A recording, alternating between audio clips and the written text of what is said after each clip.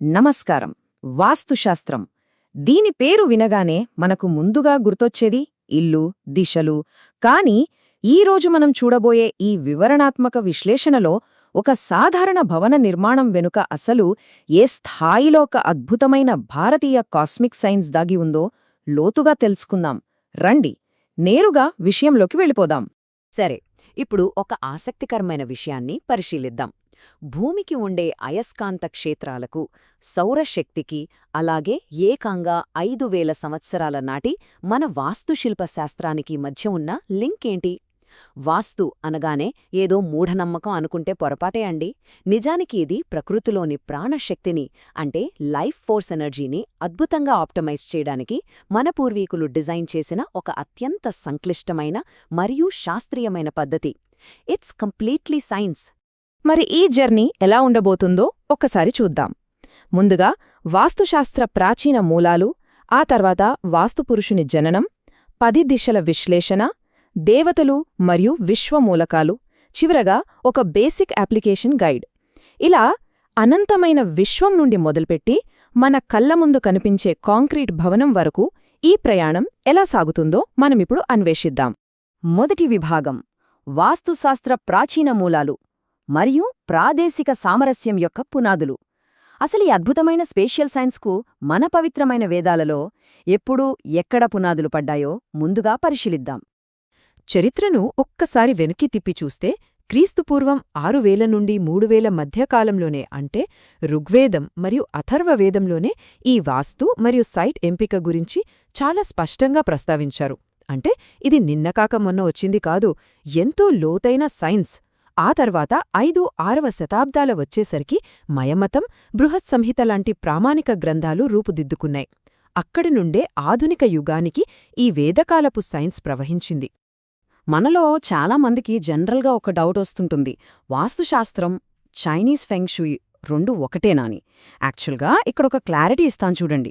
వాస్తు అనేది భూమికుండే శాశ్వతమైన సౌర మరియు అయస్కాంత నియమాల మీద ఆధారపడితే, ఫెంగ్షుయ్ అనేది డైనామిక్ టైమ్ సైకిల్స్ మరియు ఎనర్జీ ఫ్లో మీద ఆధారపడుంటుంది. That's the main difference. ఇక రెండవ విభాగం: వాస్తు పురుషుని జననం మరియు ఈ విశ్వరాక్షసుడు. అసలు ఈ వాస్తు గ్రిడ్ వెనుక ఉన్న ఆ ఎపిక్ పౌరాణిక స్టోరీ ఏంటో ఇప్పుడు తెలుసుకుందాం. అసలు ఈ వాస్తుపురుషుడు ఎవరు? అసలు వాస్తుపురుష మండల అంటే ఏంటి? సింపుల్గా చెప్పాలంటే ఇది స్థలానికి, శక్తికి మరియు చైతన్యానికి మధ్యున్న సంబంధాన్ని మ్యాప్ చేసే ఒక మెటాఫిజికల్ బ్లూప్రింట్. ఇది ఒక కాస్మిక్ గ్రిడ్. మనం కట్టే భవనానికి ప్రాణం పోసే బేసిక్ మ్యాప్ ఇదే అని చెప్పొచ్చు. దీని వెనుక ఒక మహాసంగ్రామమే ఉందండి. పురాణాల ప్రకారం అంధకాసురునితో జరిగిన యుద్ధంలో శివుని చెమట చుక్క నుండి ఒక భారీ రాక్షసుడు పుడతాడు. వాడు ఎంత ఆకలితో ఉంటాడంటే ఏకంగా ముల్లోకాలనే మింగటం స్టార్ట్ చేస్తాడు. అప్పుడు బ్రహ్మ మరియు మరో 44 మంది దేవతలు కలిసి వాడిని భూమిపై బోర్లా పడుకోబెట్టి బంధిస్తారు. ఒక రకంగా చెప్పాలంటే ఒక అస్తవ్యస్తమైన ఖ్యాటిక్ ఎనర్జీని ఒక క్రమబద్ధమైన ఫార్మాట్లోకి ఎలా మార్చారో ఈ ఇన్సిడెంట్ మనకు చెప్తుంది. ఇందులో అత్యంత కీలకమైన పాయింట్ ఆ వాస్తు పురుషుడి పొజిషన్. తల ఈశాన్యంలో, పాదాలు నైరుతిలో ఉండేలా ఆ విశ్వరాక్షసుడు బంధించబడ్డాడు.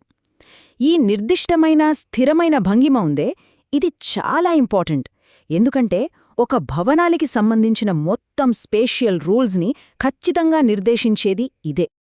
ఇక మూడవ విభాగం: 10 దిశల విశ్లేషణ, విశ్వం యొక్క విభజన. ఈ దిశలను అసలు ఎలా డీకోడ్ చేయాలి, విశ్వాన్ని అద్భుతంగా ఎలా విభజించారు అనేది ఇప్పుడు చూద్దాం. ఈ కాన్సెప్ట్ నిజంగా వాస్తుకే ప్రాణం. ఇప్పుడు మనం ఒక ఆసక్తికరమైన విషయం గమనిస్తే, మన సంస్కృత పదాల అర్థాలే ఆయా దిశల శక్తిని డైరెక్ట్గా సూచిస్తుంటాయి. ఫర్ ఎగ్జాంపుల్, పూర్వ అంటే తూర్పు దిశ. దీని అర్థం మొదటి గ్రేడ్ లేదా మొదటగా వచ్చేది అని. అంటే తూర్పు దిశ కొత్త ప్రారంభాలకు మూలమని, సూర్యకాంతి మొదటగా వచ్చేది అక్కడ్నుండే అని ఇది మనకు చాలా క్లియర్గా హింట్ ఇస్తోంది కదూ. సాధారణంగా మనం 8 దిశలే అనుకుంటాం. కానీ పైన ఆకాశం, కింద పాతాళం అనే మరో 2 దిశలను కూడా కలుపుకుంటే మొత్తం 10 దిశలవుతాయి. ఈ 10 దిశలు ఒక 360 డిగ్రీల 3D స్పేస్ను కవర్ చేస్తాయి. ప్రతి దిశకు ఒక అధిపతి, ఒక స్పెసిఫిక్ ఎలిమెంట్ ఉంటాయి. ఉత్తరం నుంచి మొదలుపెట్టి పాతాళం వరకు ఈ డివిజన్ తెలిస్తే బిగినర్స్కి వాస్తు బేసిక్స్ పూర్తిగా అర్థమైపోయినట్టే. 4వ విభాగం దేవతలు మరియు విశ్వ మూలకాలు, వాటి శక్తుల ప్రభావం. ఈ దిశలను పాలిస్తున్న దేవతలు మరియు పంచభూతాలు ఒక ఇంట్లో ఎలా ఇంపాక్ట్ చూపిస్తాయో ఇప్పుడు పరిశీలిద్దాం. పంచభూతాల గురించి మనందరికీ తెలిసిందే. భూమి ఎప్పుడూ స్థిరత్వాన్ని, నీరు ప్రవాహాన్ని, అగ్ని పరివర్తనను, గాలి కదలికను మరియు ఆకాశం చైతన్యాన్ని సూచిస్తాయి. వాస్తులో మెయిన్ గోల్ ఏంటంటే ఈ 5 మూలకాలను బ్యాలెన్స్ చేయడం.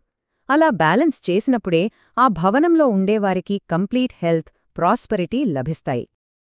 అలాగే దిక్పాలకులు అనగానే కేవలం దేవుళ్ళు అని మాత్రమే కాదు, వాళ్ళు ప్రకృతి శక్తులకు ప్రతీకలు. ఉదాహరణకు కుబేరుడు ఉత్తరానికి, ఇంద్రుడు తూర్పుకి అధిపతులు అయితే, బ్రహ్మ ఒక భవనం మధ్యలో ఉండే పవిత్రమైన ఓపెన్ స్పేస్ని పరిపాలిస్తాడు. దీన్నే మనం బ్రహ్మస్థానం అంటాం. ఈ ప్లేస్ని ఎప్పుడూ ఎలాంటి బరువు లేకుండా చాలా ఫ్రీగా ఉంచాలి. ఇక ఫైనల్గా 5వ విభాగం ప్రాథమిక application guide. So the crucial point ఏంటంటే ఇదంతా వినడానికి బాగుంది కానీ మన రోజువారీ ఆధునిక గృహాలకు దీన్ని ఎందుకు ఎలా అన్వయించుకోవాలి? ఇది మనకు ఒక పర్ఫెక్ట్ ప్రాక్టికల్ గైడ్ అని చెప్పొచ్చు. అసలు ఈ సిస్టమ్ ఎలా వర్క్ అవుతుందో చూద్దాం. ఫస్ట్ ఒక కంపాస్తో దిశలను పక్కాగా చెక్ చేసుకోవాలి. ఆ తర్వాత ఇంటి మధ్యభాగం అంటే బ్రహ్మస్థానాన్ని గుర్తించి దాన్ని ఎటువంటి బరువు లేకుండా ఖాళీగా ఉంచాలి. ఇక ఫైనల్ స్టెప్, పంచభూతాలకు అనుగుణంగా ఏ గది ఎక్కడ ఉండాలో అక్కడ సెట్ చేసుకోవాలి. చూసారా, ఎవరైనా చాలా ఈజీగా ఫాలో అవ్వగలిగే బేసిక్ మెథడ్ ఇది. ఇక్కడ మనం ఖచ్చితంగా గుర్తుపెట్టుకోవాల్సిన కొన్ని డూస్ అండ్ డోన్స్ ఉన్నాయి. ఫైర్ ఎలిమెంట్ ఉండే ఆగ్నేయంలో వంటగది ఉండాలి. ఎర్త్ ఎలిమెంట్ ద్వారా స్థిరత్వం ఇచ్చే నైరుతి దిశలో బరువైన మాస్టర్ బెడ్రూమ్ ఉండాలి. ఇవి ఎందుకు ఇలా ఉండాలంటే ఆయా మూలకాల శక్తులు మనకు అనుకూలంగా పనిచేస్తాయి. అలాగే ఆధ్యాత్మికతకు ప్రతీక అయిన ఈశాన్యంలో బాత్రూంలో అస్సలు ఉండకూడదు. ఈ చిన్న బేసిక్స్ పాటిస్తే చాలు. 81 ఈ నంబర్ నిజంగా చాలా అద్భుతమైనది. పరమశాయక వాస్తు గ్రిడ్లో ఉండే మొత్తం చతురస్రాల సంఖ్య ఇది. మన ప్రాచీన భారతీయ ప్రాదేశిక ప్రణాళికలోని మ్యాథమెటికల్ పర్ఫెక్షన్ మరియు జామెట్రీ ఏ రేంజ్లో ఉందో చెప్పడానికి ఇదొక్క నంబర్ చాలు. అసలు మైండ్ బ్లోయింగ్ కదూ. చివరగా మనందర్నీ ఆలోచింపజేసే ఒక ఆసక్తికరమైన ప్రశ్న. ఫ్యూచర్లో మన ఆధునిక ఆర్కిటెక్చర్ ఇలాంటి ప్రాచీన కాస్మిక్ సూత్రాలతో పూర్తిగా కలిసిపోతుందా? ఏమో. కానీ ప్రకృతికి మన ఉండే భవనాలకు మధ్య ఉన్న ఈ అద్భుతమైన బ్యాలెన్స్ గురించి ఇంకా తెలుసుకోవాలనే ఆసక్తినైతే ఇది ఖచ్చితంగా రేకెత్తిస్తుంది. That's for sure.